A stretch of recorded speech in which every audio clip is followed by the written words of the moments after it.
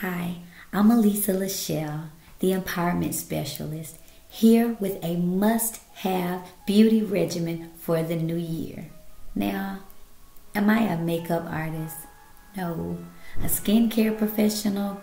Absolutely not. But I do know something about empowerment, and hopefully that's what I'm here to do. Now, beauty is often described as a person's outer appearance. So much of the cosmetics industry is invested into beauty, into outward beauty. They're consistently seeing an increase in their profits because people, society is concerned about beauty. There are countless tutorials, hundreds of routines geared at helping people enhance their outer beauty.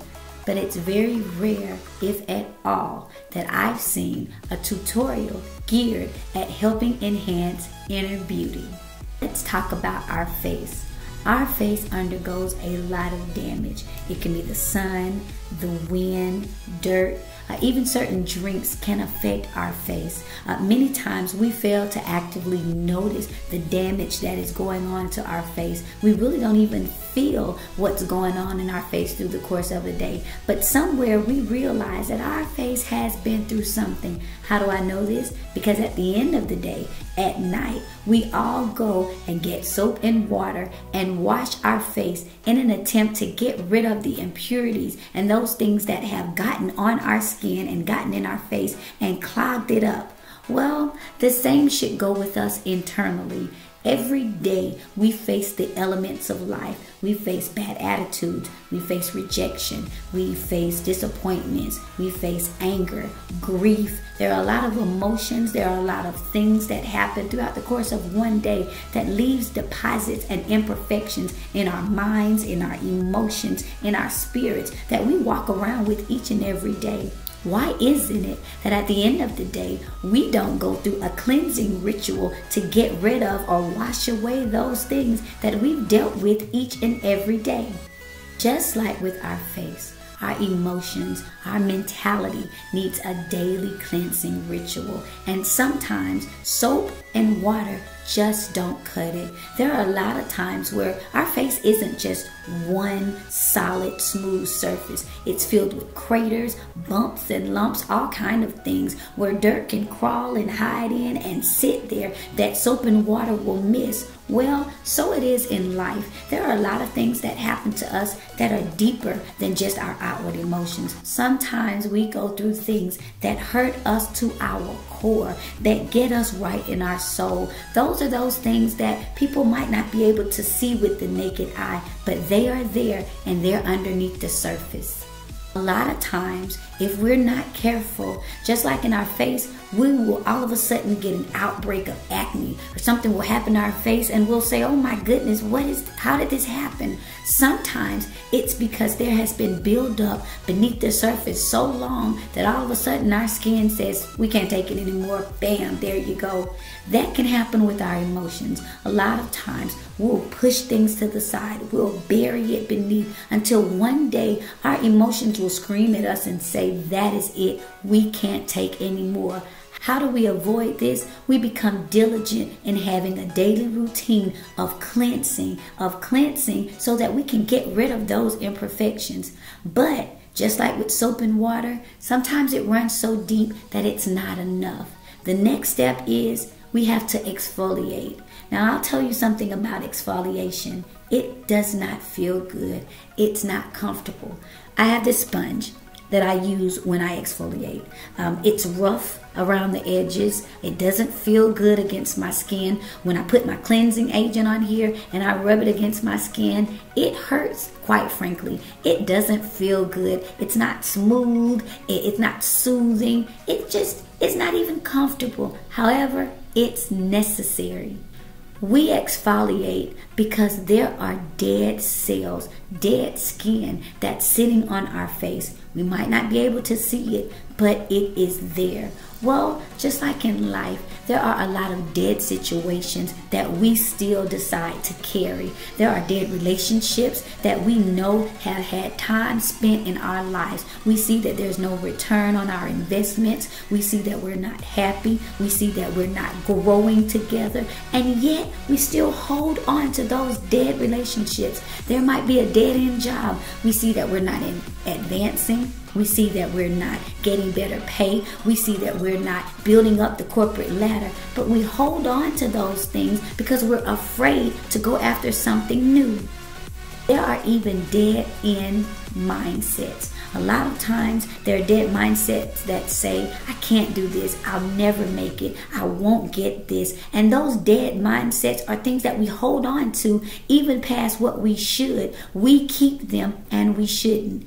It is time to exfoliate. Now, like I said, exfoliation does not feel good. It doesn't feel good when you finally have to say, hey, this is dead and I need to get rid of it. Hey, this isn't going anywhere and I need to get rid of it. Hey, this is no longer working for me. It's not growing. It's stagnant. It's causing me to die. So let me get rid of this dead skin. It's not an easy step, but trust me, it is necessary. The next step is very, very vital. When you exfoliate your skin, as I have done, it leaves your skin raw, exposed, and vulnerable. It's imperative that you find some type of skin cream like I have and that I use, and you put this on immediately after you exfoliate. Why do you do this? Because when you exfoliate, when you get rid of dry, dead skin, it leaves very, very dry spots in your skin. It leaves your skin exposed, raw, and vulnerable.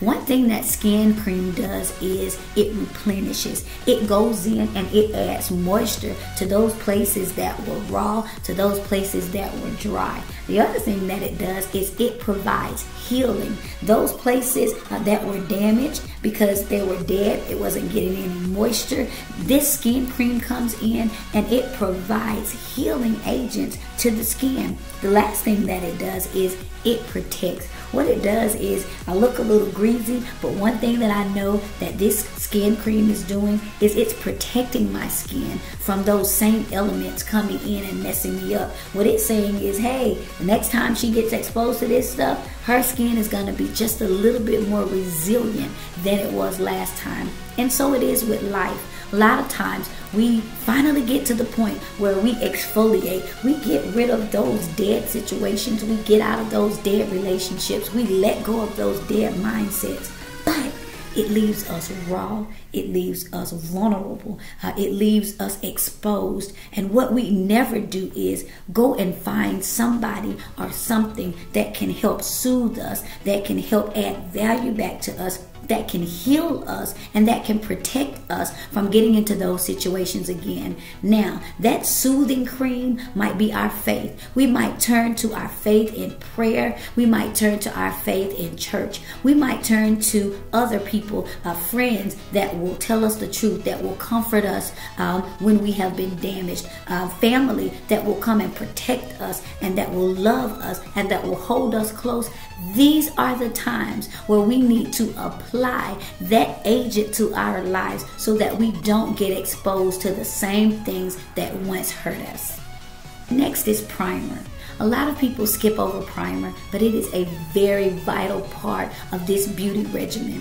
What primer does, its primary job is to come and fill in all of the places where there are bumps and lumps and craters and big pores, anything that would cause our face not to be smooth. What primer is about is preparation. It is saying, I need to prepare her skin for whatever she's gonna put on next. Now in this case, it's gonna be foundation, but so it is with this makeup, it is the same in life. A lot of times we've gotten to the point where we have cleaned ourselves, cleaned our emotions, cleaned our mindset. We've exfoliated those dead situations in our lives. We've found faith and healing and trust in our friends, in our faith, in our family, but we fail to prepare for the next step. We don't prime our mind. We don't prime our emotions. We don't prime our thoughts for what's to come. We don't say, wait a minute, I need to evaluate where there were bumps and bruises and craters. Where was my pores too open? Where was I too accepting? Where was I too vulnerable? Where was I too needy? Where was I too aggressive? At what points did I mess up? Because I need to be prepared that whatever is coming next, I have done something to make the way smooth, to make the way solid, so that the transition from that point to the next point doesn't have to be rough and rocky. Now that we've primed, there is something that's one of my favorite steps, and it's called concealer. Now, I don't know about you, but I don't just wake up like this. I need a little help. Concealer does something really nifty. What it does is it finds all the imperfections in your face and it simply covers them up. So let's say I have this place where something bit me and I probably overdid it with messing with it and scratching it. Well, concealer says, hey, I got that covered. Or maybe I got a little too close to the stove when I was frying chicken, and concealer says, hey, I'll take care of that. Or, maybe the weather changed and I had a bad breakout. Concealer says, hey, bring that here. I'll cover that. Concealer does exactly what it says. It goes in those spots and it covers. And what it's saying is there are places on your face that don't look like everything else. There are places on your face that say, hey, something happened there that affected your face. Concealer comes in and says, I'm gonna cover that for you. Well, just like in life, there are places where we've messed up. There was an abusive relationship. There was a failed marriage. There was a child born out of wedlock. There was somebody that we loved that we lost. There was a job that we counted on for our stability and it was taken away from us. Those are places that need to be covered because on the natural eye, they look huge and they show our imperfections. And they are not all the time what we want to present to everybody when they see us. However, sometimes we can do such a great job of trying to cover it up that people can see that there are still imperfections. Well, what do we do then? I'm glad you asked. We get a firm foundation. Now, the job of foundation is to give you a smooth finish all the way across. Foundation is applied so that if you have uneven skin tone or if you have places where there were blemishes, you can apply foundation, and what it does is it takes that skin tone and it makes it smooth all the way across. When you finish applying foundation, if it's the right foundation, what you should end up with is a look that is solid all the way across, where you won't see blemishes, where you won't see imperfections. You'll just see one solid, smooth face all the way across, so that you can say, hey, wait a minute, here you go. What happened to that bruise? What happened to those bumps? Well, foundation comes along and it smooths it all out from one side to another. Why is foundation important in life? Well, there are a lot of times where we've gone through things, we've been through things that have hurt us, that have damaged us, that have flawed us. But what we do not want to do is bring our flaws in front of us when we meet new people, when we begin new relationships, when we start a new business, when we start a new job, when we launch out into something that we've never tried.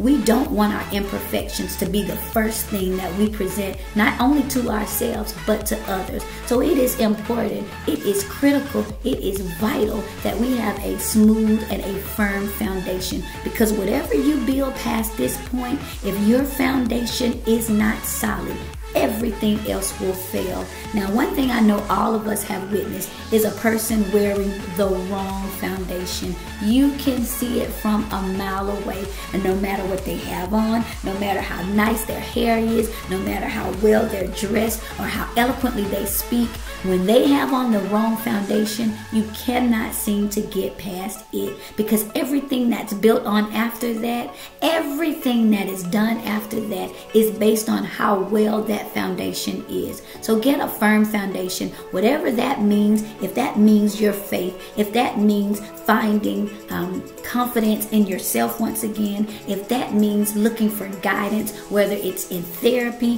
whether it's in counseling, get yourself a firm foundation so that no matter what you build on top of that, it will last. I am not a makeup artist. Like I said before, I'll leave that to the professionals. So I don't have any great tips for eyeshadow or lipstick that has to do with makeup. But as an empowerment specialist, I do have some great tips for your eyes. Here's what I would like for you to do. See yourself strong. See yourself happy. See yourself healthy. See yourself beautiful. See yourself wealthy. See yourself complete. And for your mouth, make declarations. I am beautiful. I am whole. I will make it. I won't take down. I won't give up. I will not fail. And most importantly, I am worth the investment. I'm Elisa LaShell. I hope you enjoyed this tutorial. And if it blessed you, if it inspired you, if it empowered you, give the gift that keeps on giving, and that's the gift of encouragement. Share this message with others. Thank you for watching. Let me know if it helped you.